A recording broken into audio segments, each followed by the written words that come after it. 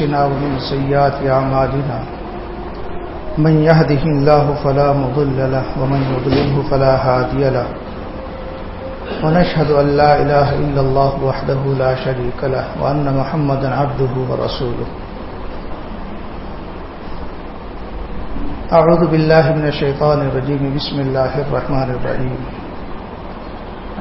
لقد كان لكم في رسول الله أسوة حسنة لمن كان يرجو الله واليوم الآخر وذكر الله كثيرا. صدق الله العظيم. قال رسول الله صلى الله عليه وسلم لا يؤمن أحدكم حتى أكون أحب إليه من ولده ووالده والناس أجمعين. صدق الله ورسوله. یہ مہینہ ربیع الاول کا ہے. ربیع الاول وہ مہینہ ہے جس کو نبی کریم صلی اللہ علیہ وسلم کی ذات مبارک کے ساتھ ایک خصوصی نسبت ہے. رسول اللہ صلی اللہ علیہ وسلم کے ساتھ جس چیز کو نسبت ہو جاتی ہے وہ دنیاوی اعتبار سے، اخروی اعتبار سے اور زمان و مکان ہر اعتبار سے بابرکت ہو جاتی ہے. ظاہری اعتبار سے بھی بابرکت ہو جاتی ہے، روحانی اعتبار سے بھی بابرکت ہو جاتی ہے. یہ مدینہ جس کو آج مدینۃ المنورہ کہتے ہیں، کہیں لکھا ہوا نظر آتا ہے تو دل کے اندر ایک بھوک اٹھتی ہے، ایک محبت پیدا ہوتی ہے، دل اس سے مانوس لگتا ہے. یہ مدینہ منورہ رسول اللہ صلی اللہ علیہ وسلم کی آمد سے پہلے بیماریوں کے نام سے مشہور تھا. یثرب کہتے تھے اسے. یہاں کا بخار مشہور تھا. چنانچہ محمد رسول اللہ صلی اللہ علیہ وسلم کے والد حضرت عبداللہ، ان کے دادا ہاشم، پردادا ہاشم، مدینے کی بخار کی بھینٹ چڑھ گئے. اتنا خطرناک بخار اس کا ہوتا تھا، لیکن نبی کریم صلی اللہ علیہ وسلم سے منسوب ہوا. آپ مدینے میں تشریف لائے تو یہی مدینہ، اس کی مٹی خاک شفا کہلانے لگی. اس کی مٹی کو کھا لیجئے، بیماریوں میں شفا ہے. اس کی فضا نورانی کہلانے لگی. اس کی برکت اتنی عام ہو گئی اور اتنی عظمت اس کو حاصل ہو گئی محمد الرسول اللہ صلی اللہ علیہ وسلم کے ساتھ منسوب ہو کر، کہ سوائے مکہ کے پوری روئے زمین پر وہ برکت کسی اور سرزمین کو حاصل ہے. نہ وہ درجہ کسی کو حاصل، نہ وہ فضیلت کسی کو حاصل. تو جو چیز بھی آپ صلی اللہ علیہ وسلم کے ساتھ منسوب ہوئی، اس کے اندر ظاہری، باطنی، روحانی، زمانی، مکانی ہر اعتبار کی برکتیں اس کو نصیب ہو. اس مہینے کو بھی ہوگی. ورنہ یہ ربیع الاول مہینہ اگر اس میں سے 21 تاریخ کو نکال لیں کہ محمد رسول اللہ صلی اللہ علیہ وسلم اس میں پیدا ہوئے، آپ کی بعثت ہوئی، آپ نے ہجرت فرمائی اور آپ کی وفات بھی اسی مہینے میں ہوئی، اس تاریخ کو نکال دیجیے تو یہ کوئی خاص مہینہ نہیں جیسے دوسرے مہینے عام مہینہ. یہ بھی ساری برکتیں صرف نبی کریم صلی اللہ علیہ وسلم کی ساتھ اس کے منسوب ہونے کی وجہ سے. نبی کریم صلی اللہ علیہ وسلم کی ایک حیثیت تو یہ ہے کہ جو چیز آپ سے منسوب ہو وہ مبارک ہے، جو چیز جڑ جائے برکت. جیسے قرآن کریم، اس کو دیکھنا کیا ہے؟ ثواب ہے. محبت سے، ایمان سے، یقین سے قرآن کریم کی زیارت کریں ثواب ملے گا. اسی طرح ایمان کے ساتھ، یقین کے ساتھ محمد عربی صلی اللہ علیہ وسلم کی زیارت کریں تو ثواب ملے گا. جنہوں نے آپ صلی اللہ علیہ وسلم کی ایمان کی حالت میں زیارت کی ان کو تو اتنا ثواب ملا کہ آپ کے بعد آنے والے لوگ اگر تمام دن تمام رات رکوع اور سجدے میں رہیں اس ایک نگاہ کا ثواب نہیں پا سکتے، اس ایک نگاہ کا درجہ نہیں پا سکتے. تمام عمر لٹا دینے کے بعد میں تو آپ صلی اللہ علیہ وسلم کو ایمان کی حالت میں دیکھنے کا یہ رتبہ تو ثواب ملتا ہے. نبی کریم صلی اللہ علیہ وسلم کو چھو لیا ایمان کے ساتھ، یقین کے ساتھ، ثواب ملا. چھو لیا. ایسے ہی قرآن کریم کو اگر ایمان و یقین کے ساتھ چھو لیا ثواب ملا. نبی کریم صلی اللہ علیہ وسلم کی باتوں کو سنا ایمان و یقین کے ساتھ ثواب ملا. قرآن کریم کو سنا ایمان و یقین کے ساتھ ثواب ملا. نبی کریم صلی اللہ علیہ وسلم کی اطاعت کی باتوں کو مانا ثواب پایا. قرآن کریم کی باتوں کو مانا، اطاعت کی، ثواب ملا. تو ایک درجہ تو ان کا یہ ہے کہ صرف دیکھنے سے، صرف چھونے سے، صرف ان کا خیال کرنے سے، صرف ان کو محبت سے یاد کرنے سے ثواب ملتا ہے، برکت حاصل ہوتی ہے، فضیلت حاصل ہوتی ہے. ایک درجہ تو یہ. لیکن ایک درجہ اطاعت کا ہے، ایک درجہ ہدایت کا ہے، اور یہی درجہ اصل درجہ ہے. اصل درجہ یہی ہے. جیسے چولہا ہوتا ہے اس کے اندر ہم لکڑی جلاتے ہیں. لکڑی جلانے کا جو مقصد ہے کھانا بنانا ہے، چولہے کو گرم کرنا نہیں. لیکن اس چولہے کے پاس جو بیٹھے گا اسے گرمی حاصل ہوگی. سردی میں کوئی اس کے سامنے بیٹھے گا تاپے گا، اس کو راحت حاصل ہوگی. یہ اس کے ضمنی فائدے ہیں کہ وہ سکائی کرتا ہے. چولہا گرم ہو جائے گا، اس کے پاس بیٹھیں گے، کپڑا گیلا ہوگا تو سوکھ جائے گا، ٹھنڈ لگ رہی ہوگی تو ٹھنڈ سے راحت حاصل ہو جائے گی. یہ اس کی ضمنی فائدے. اس کا جو جلانے کا اصل فائدہ ہے وہ کھانا بنانا ہے. اگر یہ کھانا بنا رہا ہے، ہم کھانا اس سے بنا رہے ہیں تو اس کا جو حقیقی فائدہ وہ ہم حاصل کر رہے ہیں.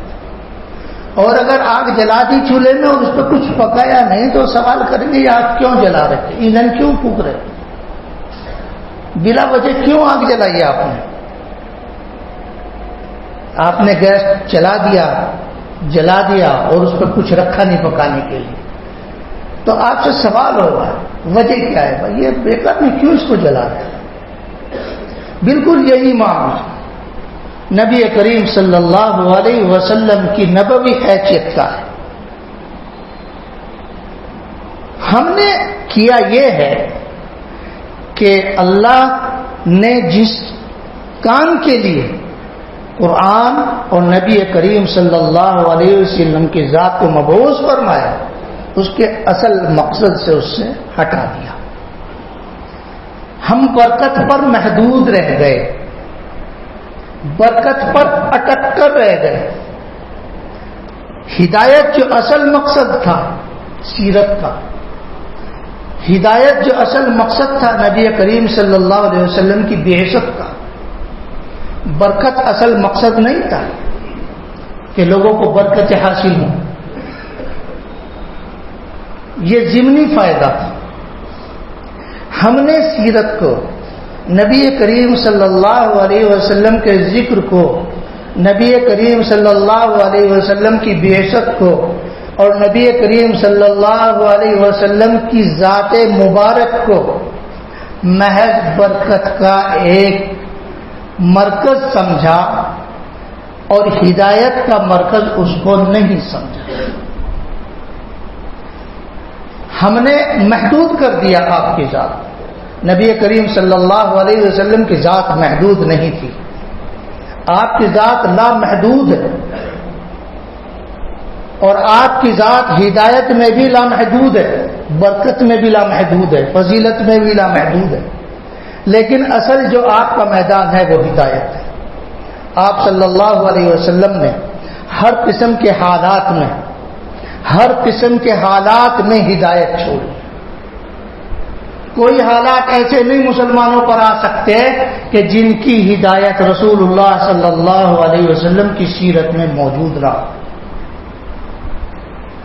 مسلمان کو کبھی بھی کسی بھی حالت میں مایوس ہونے کی ضرورت ہی نہیں، کیونکہ اس کے پاس قرآن و سنت کی ایسی ہدایت، ایسی روشن ہدایت موجود ہے کہ اس کو وہ مایوس نہیں ہونے دے. وہ اس کی ہدایت اس کو راستہ بتاتی، اب یہ کرنا ہے اور اس طرح کرنا ہے. ایک مثال ہے، نماز میں قیام فرض ہے،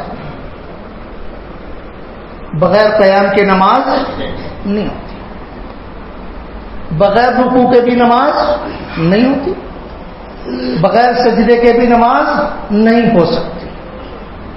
لیکن ایک آدمی بیمار ہو گیا، رکوع نہیں کر سکتا، قیام نہیں کر سکتا، تو کیا نماز چھوڑ دے؟ نہیں. ایک آدمی پاک نہیں ہو سکتا، پاک نہیں ہو سکتا، قطرہ چلتا رہتا ہے. ایسے بہت سے لوگ ہیں ناواقفی کی وجہ سے جو گھر بیٹھے رہتے ہیں، میں تو پاک ہی نہیں ہوتا، پاک کے بغیر نماز نہیں ہوتی.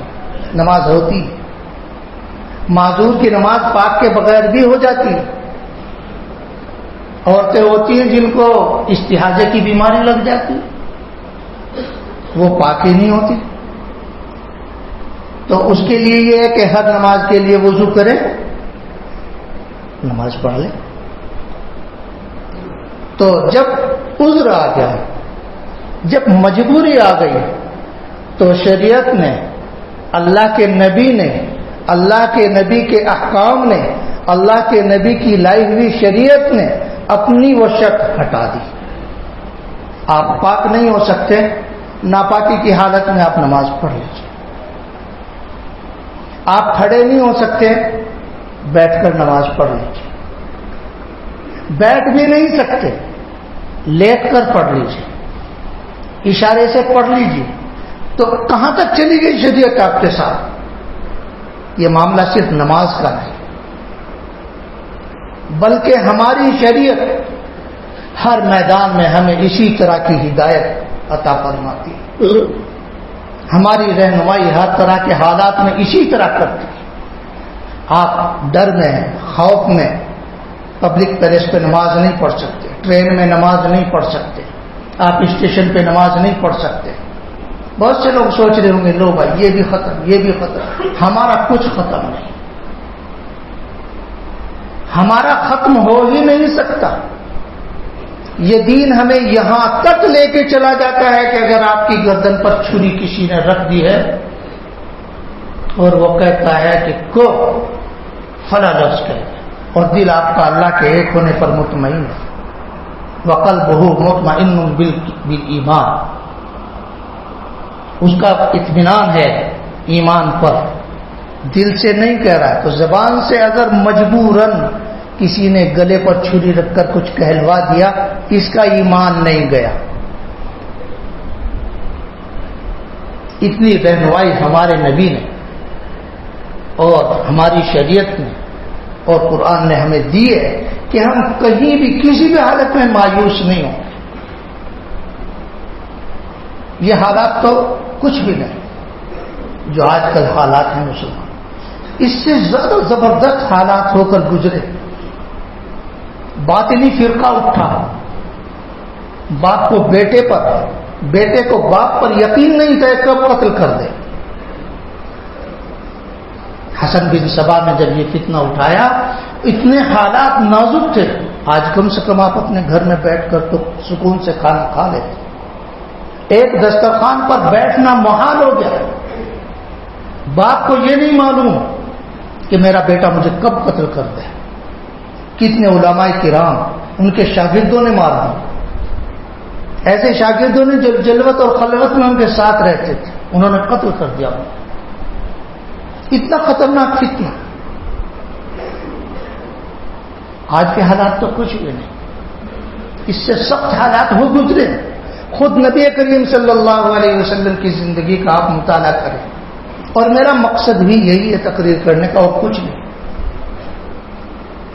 کہ مسلمان نبی کریم صلی اللہ علیہ وسلم کی زندگی کے مطالعے پر آئیں, اس مطالعے کو اپنی زندگی میں رکھیں, اپنے گھروں میں علماء کرام کو طے کریں, ہفتے میں ایک دن ہمارے گھر آ کے ہمارے بچوں کو نبی کریم صلی اللہ علیہ وسلم کی معتبر سیرت کی کوئی کتاب سنائیں, اور اس کو برکت کے لیے نہ سنیں, ہدایت کی نیت سے سنیں کہ اس کے اندر ہدایت ہے. وہ ہمارے بچوں کو, ہمیں, ہماری عورتوں کو اس بات کا پتہ چلے کہ نبی کریم صلی اللہ علیہ وسلم اور آپ کے ساتھیوں نے کیسی کیسی سختیاں سے. صحابہ کرام رضوان اللہ علیہم اجمعین نے ایک بار نبی کریم صلی اللہ علیہ وسلم سے شکایت کر دی, آقا حالات کب سن رہے ہیں, ہمارا ناطقہ بند ہے, نماز نہیں پڑھ سکتے, اذان نہیں کہہ سکتے, قرآن نہیں کھلے عام پڑھ سکتے, جاتے ہیں تو لوگ فکرے کستے ہیں, یہ حالات کب سدھریں گے, اللہ کی مدد کب آئے گی. اللہ تبارک و تعالی نے قرآن کی آیت نازل فرمائی, ام حسبتم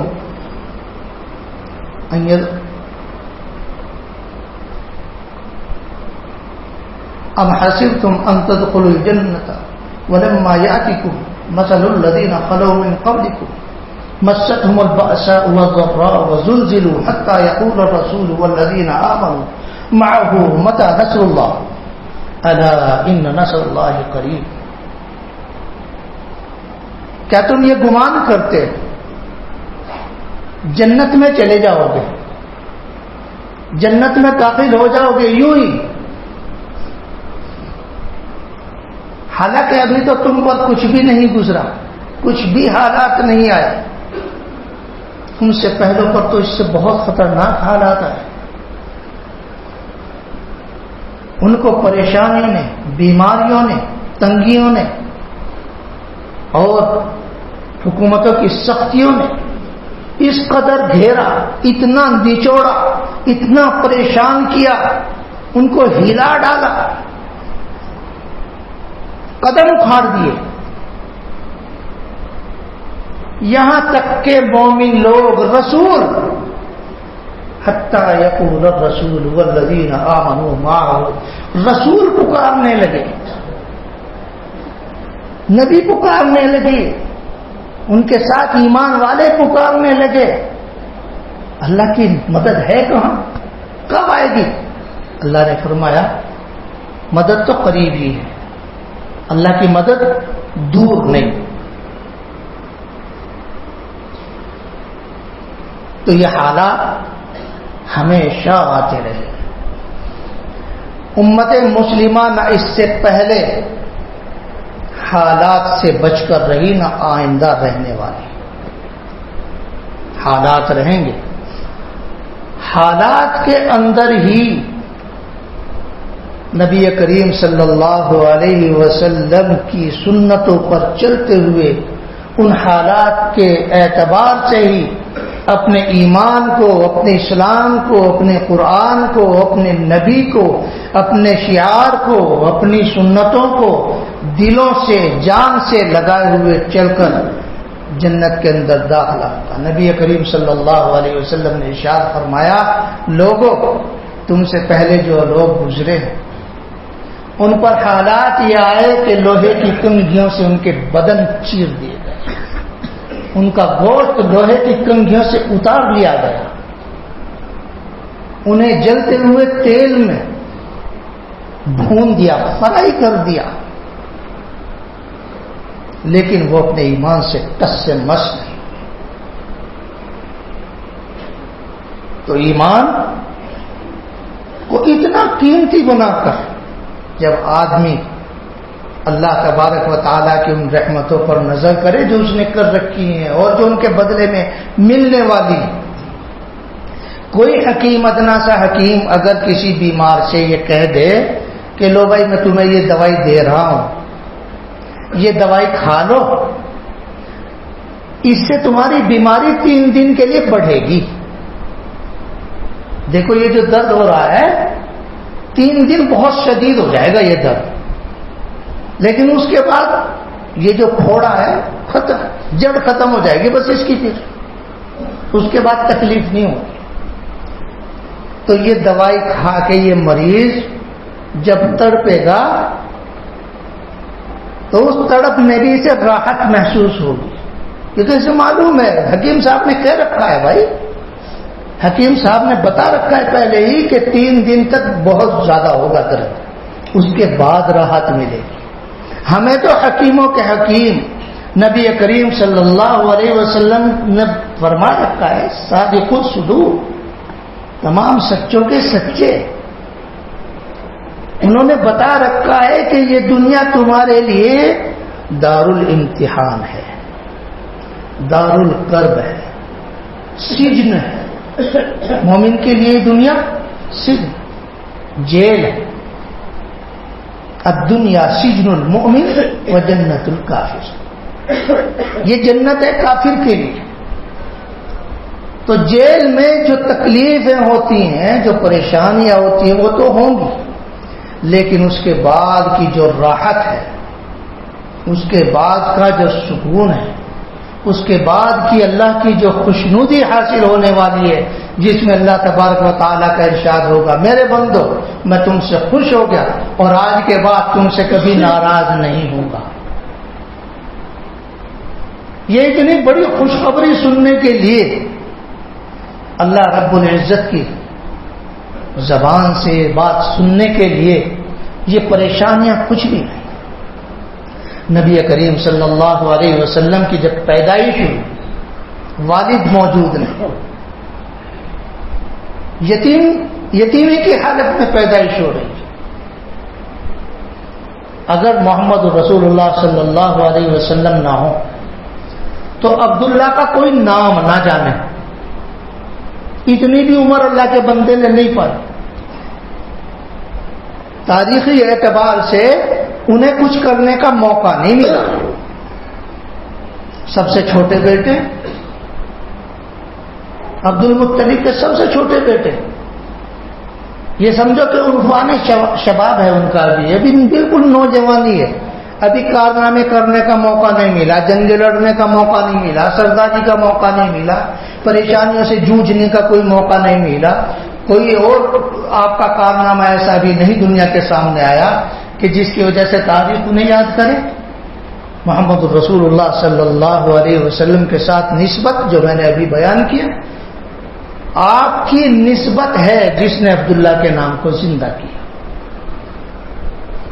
یتیمی میں آپ کی پیدائش ہوئی اور اسی پر بس نہیں، جتنے ظاہری سہارے ہیں ایک ایک کر کے ہٹتے چلے گئے. 6 سال کی عمر ہے، والدہ ختم، سفر کی حالت میں مسافر مدینے سے مکے آ رہے ہیں، راستے میں والدہ چلی گئی. کیا حالت گزری ہوگی 6 سال کی اس جان پر، کیا گزرا ہوگا. ایک باندھی ساتھ ہے ان میں، وہ لے کر آ رہے ہیں. 6 سال کی عمر اور مکے کے حالات آپ کو معلوم ہے کہ ایک دوسرے جتنے بھی چچا ہیں ابو طالب کے علاوہ سارے سوتے ہیں دوسری بیویوں سے. نبی کریم صلی اللہ علیہ وسلم کے چچا صرف ابو طالب. 2 سال عبد المطلب اور حیات رہے دادا. 8 سال کی عمر ہے، دادا بھی ختم. معلوم ہوا کہ سارے کے سارے ظاہری سہارے ایک ایک کر کے اللہ تبارک و تعالی نے ہٹا دی،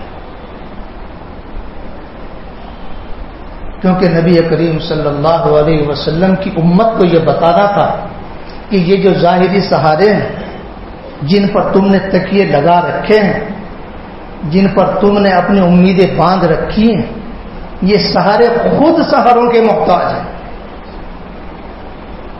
ان سہاروں کو خود ٹھہرنے کے لیے سہارا چاہیے۔ یہ سہارے کسی اور کے بنائے ہوئے ہیں، ان کے بغیر زندگی گزار سکتا ہے۔ سہاروں کا محتاج نہیں ہے کوئی تو وہ اللہ رب العزت کی ذات ہے۔ تو سارے سہارے ہٹا دیے۔ ابو طالب عین اس موقع پر داغ مفاقت دیتے ہیں جب نبی کریم صلی اللہ علیہ وسلم کو سب سے سخت ترین ضرورت ہے۔ حضرت خدیجہ رضی اللہ تعالی عنہا جو بظاہر ایک بہت بڑا سہارا تھی، صرف نبی کریم صلی اللہ علیہ وسلم کا نہیں، پورے مسلمانوں کا، آپ کا مال اور آپ کا جو درجہ تھا، آپ کے خاندان کا جو درجہ تھا مکے میں حضرت خدیجہ رضی اللہ تعالیٰ عنہ کے، وہ بھی ایک اہم بات تھی۔ تو حضرت خدیجہ رضی اللہ تعالیٰ عنہ کا ایک بڑا رتبہ تھا، آپ کی ایک شخصیت تھی، یہ سہارا بھی ہٹا دیا نبی کریم صلی اللہ علیہ وسلم۔ 10واں سال نبوت کا، اور یہ وہ موقع ہے جب محصور ہیں گھاٹی کے اندر پورے مسلمان، ایک گھاٹی میں محصور، قید، جیل، کوئی ایسی چیز نہیں، میں نے عرض کیا کوئی ایسی چیز نہیں، کوئی ایسا ٹک نہیں نبی کریم صلی اللہ علیہ وسلم نے جس کو سہانا ہو اور جس کے لیے روشنی چھوڑنا دی ہو، تمہیں کرنا کیا ہوگا؟ آپ محصور ہیں شاد ابی طالب میں، اور آپ ہی نہیں، آپ کا پورا خاندان، مسلمان بھی ہیں اس میں، مشرک بھی ہیں، بنو ہاشم کے سوائے ابو لہب کے تمام لوگ اس گھاٹی کے اندر محصور کیے گئے تھے۔ اب ظاہر ہے کہ ایسے لوگ جنہوں نے بظاہر کوئی گناہ نہیں کیا، بھائی مسلمانوں کا گناہ تو یہ تھا کہ وہ اللہ کو ایک مانتے تھے، مسلمانوں کا گناہ تو یہ تھا کہ وہ حبل کو برا کہتے تھے، اس کو جھوٹا معبود کہتے تھے، وہ لات و عزا کو نہیں مانتے تھے، لات و منات کو نہیں مانتے تھے۔ چلیے ان کا یہ جرم تھا، ان کا یہ جرم تھا وہ محمد رسول اللہ صلی اللہ علیہ وسلم کی اتباع کرتے تھے، ان کا یہ جرم تھا لا الہ الا اللہ محمد رسول اللہ کا بلبلا بلند کرتے تھے، یہ جرم تھا ان کا۔ لیکن آپ کے ساتھ ایسے بھی لوگ تھے کہ جو ابھی تک ایمان نہیں لائے تھے، ان کے تانے بھی سن رہے ہوں گے مسلمان کہ تمہاری وجہ سے ہم بھی پس گئے، اور حالات یہ کہ عورتوں کے دودھ خشک ہو گئے، پینے کے لیے پانی نہیں، درختوں کے پتے، ابھی نوبت یہ نہیں آئی مسلمانوں پر کہیں بھی، درختوں کے پتے کھا کھا کر گزارا، چمڑا بھگو دیا اور جب وہ کچھ نرم ہو گیا تو اس کو کھا لیا۔ یہ کھانے اتنی تنگیوں میں اور ان حالات میں دو غم آپ کو پہنچے، ایک حضرت خدیجہ رضی اللہ تعالی عنہا کا انتقال، ایک خواجہ ابو طالب کا انتقال۔ دوست یہ سہارے ایسے وقت میں اٹھ گئے، کیا گزری ہوگی؟ یہ سیرت ہمارے لیے صرف کہانی نہیں، یہ کہانی نہیں، یہ اساطیر الاولین نہیں، یہ ہماری ہدایت کے روشن راستے جن میں سے ہمیں اپنے راستے نکالنے، ہمیں اپنے راستے بنانے۔ آج کی ہماری گفتگو کا جو مقصد ہے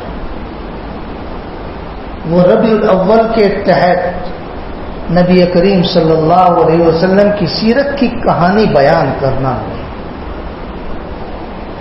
مسلمان اس تاریخ سے ناواقف ہو چکا،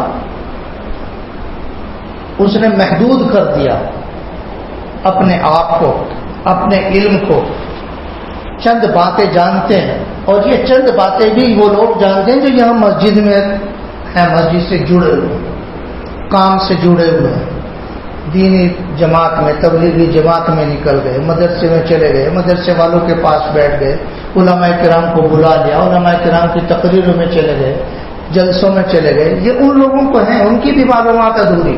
یہ ادھوری معلومات کا جو خزانہ ہے یہ بھی ان حضرات کے پاس ہے.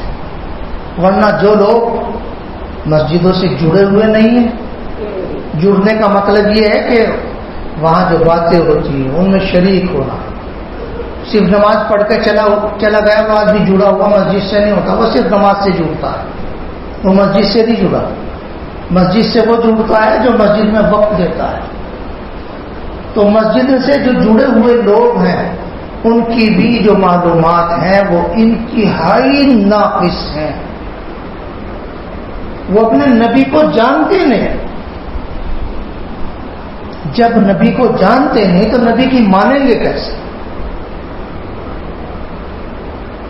تو میری درخواست یہ ہے کہ آپ سب حضرات جس طرح مسجدوں میں درس قرآن کا سلسلہ ہے، ہفتے واری ہی صحیح درس سیرت کا سلسلہ بھی شروع کریں، اور اس میں معتبر کتابیں ہیں، نہ معتبر نہیں، جن کے اندر قصے کہانیاں ایسی ہیں کہ ان کو سن کر عمل کے اوپر نہیں آ سکتا. غیر معتبر قصے بہت ہیں. اصل بات یہ ہے کہ ہمارے جو علماء کرام ہیں جن کو ہم متقدمین علماء کہتے ہیں، ان کے سامنے جب یہ چیزیں آ رہی تھی تو انہوں نے یہ نہیں دیکھا کہ کیا اصل ہے، کیا حق ہے، کیا نہیں. انہوں نے اس کو اکٹھا کیا. جیسے جب بارش ہو جائے، اگر بارش ہو جائے اور باہر آپ کا کچھ سامان پڑا ہو، اس میں قیمتی بھی ہوگا ناقیمتی بھی ہوگا، اس وقت آپ وہاں چھانٹیں گے نہیں. کیا کریں گے؟ سب سے پہلے یہ کریں گے کہ اس کو بچا لیں، ضائع ہونے سے، بھیگنے سے بچا لیں. آگ لگ جائے کہیں تو کیا کرے گا آدمی؟